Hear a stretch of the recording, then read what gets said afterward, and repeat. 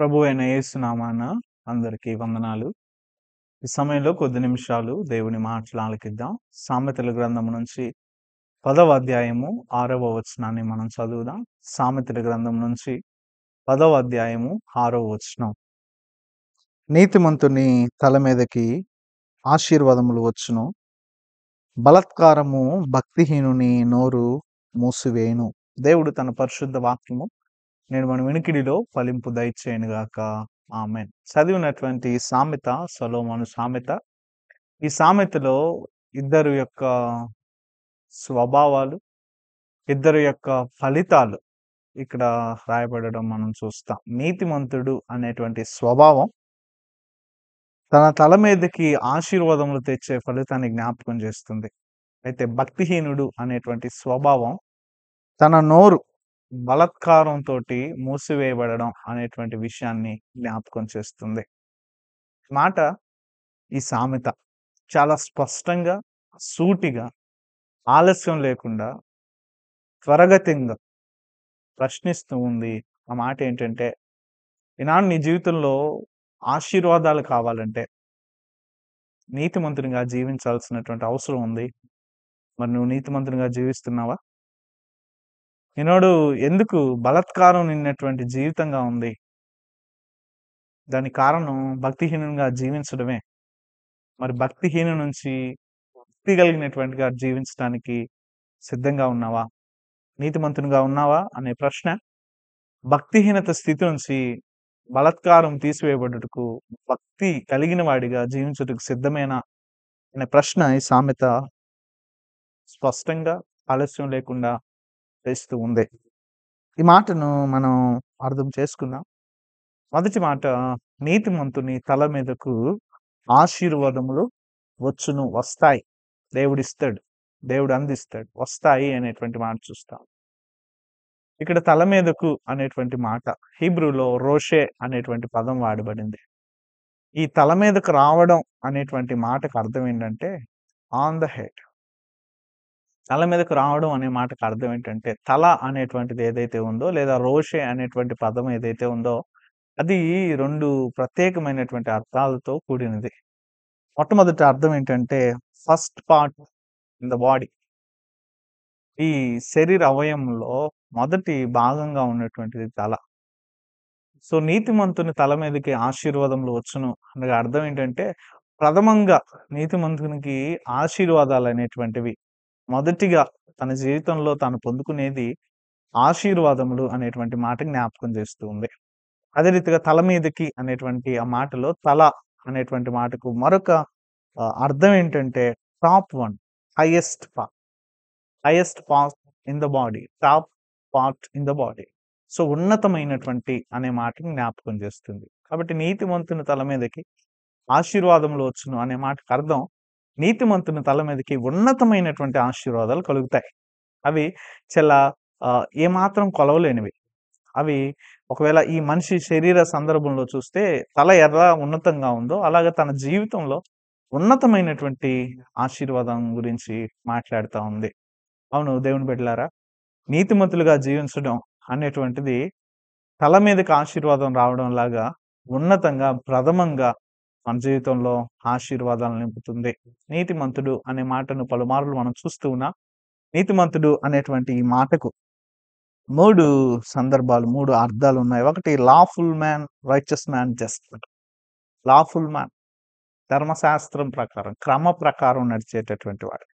Righteous man సరిగ్గా నడిచేవాడు. Right plus righteous, సరైనటువంటి విధానంలో ఎలా నడవాలో అలాగా. జస్ట్ మ్యాన్, ఈ మాట చాలా ప్రత్యేకమైనది. జస్ట్ ఎలా అంటే సాధారణంగా, సర్వసాధారణ, జస్ట్ నార్మల్గా, కామన్గా ఎలా అయితే నడవాలో అలా నడిచే విషయం జస్ట్, సాధారణంగా అనేటువంటి మాటలు. సో నీతిమంతుడు స్వభావం ఇలాగా క్రమంగా దేవుని మాటలకు అనుసారంగా ఎలా జీవించాలో అలా జీవించడం ద్వారా దేవుని ద్వారా ఆశీర్వాదాలు మన తల మీదకి వస్తాయి.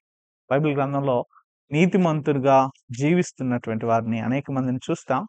వారి తల మీదకు అనగా వారి జీవితంలో ఉన్నతమైన, వారి జీవితంలో ప్రథమమైనటువంటి ఆశీర్వాదాలు పొందుకున్న స్థితిలో బైబిల్ గ్రంథంలో అనేక మందిని చూస్తాం. వారిలో యోబును గూడా మనం గమనిస్తే, యోబు జీవితంలో, యోబు తల మీదకు, యోబు జీవితానికి ఏమొచ్చాయంటే ఉన్నతమైనటువంటి ఆశీర్వాదాలు, ఉన్నతమైనటువంటి దీవెనలు ప్రారంభంలో చూస్తాం. తాను తూర్పు దేశం అంతటిలో గొప్పవాడిగా ఉన్నాడు. చివరికొచ్చేసరికి 2 భాగాల వైపు, 2 ప్రాంతాల వైపు మిన్నగా యోబున్నాడు.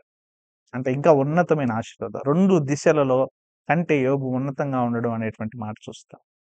ఈనాడు నీతిమంతునిగా జీవించడానికి అడుగులు వేస్తే, యథార్థంగా జీవించడానికి, ఎలా జీవించాలో అలా జీవించడం.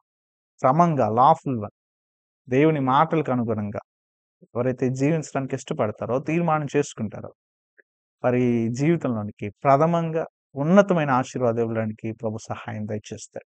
అదే రీతిగా రెండో మాటను మనం ఆలోచన చేద్దాం. బలాత్కారము భక్తిహీనుని నోరును మూసివేయును. ఈ మాట ఈ రీతిగా హీబ్రూలో, ఇంగ్లీష్‌లో ఉంది. ఈ రీతిగా ఉంది. The mouth of the wicked covers violence. The mouth of the wicked covers violence. భక్తిహీనుని నోరు బలాత్కారంతో నిండుకొని ఉంటుంది. భక్తిహీనుని నోరు బలాత్కారంతో మూసివేయబడుతుంది. కవర్స్ అనేటువంటి మాట. సో, భక్తిహీనుని నోటి నిండా, నోటిలో ఏమి నింపబడుతుంది అంటే, తన నోటిలో ఆ రీతి అయినటువంటి బలాత్కారం అనేటువంటి మాట. అసలు జాగ్రత్తగా ఆలోచన చేస్తే, నీతిమంతుని తల మీదకి ఆశీర్వాదాలు రావడంలో ఉన్నతమైన ఆశీర్వాదాలు వస్తాయని జ్ఞాపకం చేస్తుంటే, కానీ భక్తిహీనుని జీవితంలో వాడి జీవితం నిండా ఏముంటాయి అనే మాట ఈ నోరు జ్ఞాపకం చేస్తాం. వాడి జీవితం నిండా, వాడి నోటి నిండా బలాత్కారం ఉంటుంది. బలాత్కారంతో నింపబడినటువంటి స్థితి ఉంటుంది. బలాత్కారము అనేటువంటి మాటను మనం ఆలోచన చేస్తే, వైలెన్స్ అనేటువంటి మాట, హింస, రాంగ్, తప్పు. అదే రీతిగా అన్నిటిగా ఉన్నతంగా ఉన్నటువంటి అర్థం ఏంటంటే క్రూయాలిటీ, క్రూరత్వం నింపబడుతుంది. డ్యామేజ్, నష్టం నింపబడతా ఉంది. ఫాల్స్, అబద్ధాలు, ఇంజస్టిస్, అన్యాయం. వీటన్నిటిలో ఈ మాటలు ఆశీర్వాదానికి వేరుగా దేవుని శిక్షను జ్ఞాపకం చేస్తా ఉన్నాయి. ఆశీర్వాదానికి వేరుగా క్రూరత్వం, ఆశీర్వాదానికి వేరుగా నష్టం, ఆశీర్వాదానికి వేరుగా అబద్ధాలు, అన్యాయం, హింస, తప్పు. అంటే ఎవరైతే భక్తిహీనులుగా జీవిస్తారో వారి జీవితాల్లో ఏం నింపబడుతుంది? వారి జీవితం దేని చేత కప్పబడుతుంది? కవర్స్ అనేటువంటి మాట. వారి జీవితం ఆశీర్వాదాలతో నింపబడదు. వారి జీవితం ఈ రీతైన అన్యాయంతో, నష్టంతో, అబద్ధాలతో, క్రూరత్వంతో నింపబడుతుంది. కాబట్టి బలాత్కారము భక్తిహీనుని నోరు మూసివేయును అనే మాట ఏం జ్ఞాపకం చేస్తుందంటే, భక్తిహీనుని జీవితం, తన నోరు, తన నోటి సందర్భం, తన నిండారు జీవితం ఏ రీతైన నష్టాలతో నింపబడుతుంది, బలాత్కారంతో నింపబడుతుంది అనేటువంటి మాట. నాడు నష్టాలలో, అబద్ధాలలో, క్రూరత్వంలో, హింసను పొందుకోవడంలో, తప్పులు చేయడంలో, అన్యాయం చేయడంలో వీటన్నిటికి కారణం ఏంటంటే భక్తిహీనమైన జీవితం. ఇక్కడ జ్ఞాపకం చేస్తున్న మాట. నీతిమంతునికేమో ఆశీర్వాదాలు వస్తాయి. కానీ భక్తిహీనునికి అది నిండి ఉంటుంది అనేటువంటి మాట. అది కవర్ చేస్తుంది, కప్పుకొని ఉంటుంది. అదే రీతిగా ఇక్కడ మరొక ఆలోచించాల్సినటువంటి మాట ఏంటంటే నోరు. నోరు అనేటువంటి మాటకు బ్లోయింగ్ అండ్ స్పీచ్ అనేటువంటి 2 అర్థాలు హీబ్రూలో ఉన్న హీబ్రూ పదానికి మనం చూస్తాం. సో, నోరు నింపబడడం, బలాత్కారంతో నోరు నింపబడడం అనే మాటకు అర్థం ఏంటంటే, ఆ నోరు నింపబడిన నోరు అనేటువంటి అర్థం ఏమిస్తుందంటే, తన నోటి నుంచి మాట్లాడడం, స్పీచ్ ఆర్ బ్లోయింగ్, ఊదడం అనేటువంటిది. అంటే తన నోటి నుంచి ఆశీర్వాద వచనాలు రావు. తన నోటి నుంచి మంచి మాటలు రావు.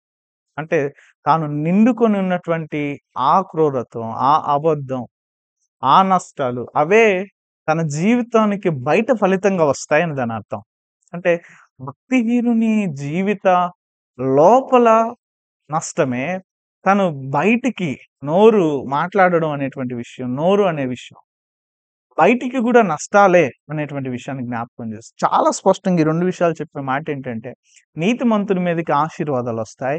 భక్తిహీనుని మీదకి ఆశీర్వాదాలు రావు, నష్టాలొస్తాయి. నోరు ఎలా మాట్లాడితే, ఎలా బయటికి ఆ మాటలు వినపడుతున్నాయో, అలాగా ఆ నష్టాలు నిండినటువంటి ఆ భక్తిహీనుని నోరు బయటికి నష్టాలనే ఫలితంగా ఇస్తుంది. బాగా ఆలోచించేద్దాం. 2 స్వభావాలు, 2 ఫలితాలు. నీతిమంతుని స్వభావం తనకు ఆశీర్వాద ఫలం. ఉన్నతమైన ఆశీర్వాద ఫలం. అయితే భక్తిహీనుని స్వభావం తనకు నష్టాలు, నష్టాలుగా ఫలం. బలాత్కారంగా ఫలం. నాడు మనం తీసుకోవాల్సినటువంటి తీర్మానాలు మన ఎదుటి రీతిగా ఉన్నాయి. ఆశీర్వాదాలు కావాలంటే, దేవుని నుంచి దీవెనలు పొందుకోవాలంటే, ఉన్నతమైన దీవెనలు మన జీవితాల్లో మనం పొందుకోవాల్సింది నీతిమంతునిగా జీవించే స్థితి. మనం ఇంకా క్రూరత్వంతో జీవిస్తా ఉన్నాం. ఇంకా నష్టాల్లో జీవిస్తా ఉన్నాం. అబద్ధాలతో జీవిస్తున్నాం అంటే, మనం ఇంకా భక్తిహీనులుగా ఉన్నామని ఆ స్థితిని మార్చుకోవాలని జ్ఞాపకం చేస్తుంది. నీతిమంతునిగా జీవించుటకు భక్తిహీనుని స్థితి నుంచి మారవలసి ఉంది. ఆ రీతిగా జీవిస్తే దేవుడు తల మీదకి ఉన్నతమైన ఆశీర్వాదాలు ఇవ్వడానికి సిద్ధంగా ఉన్నాడు.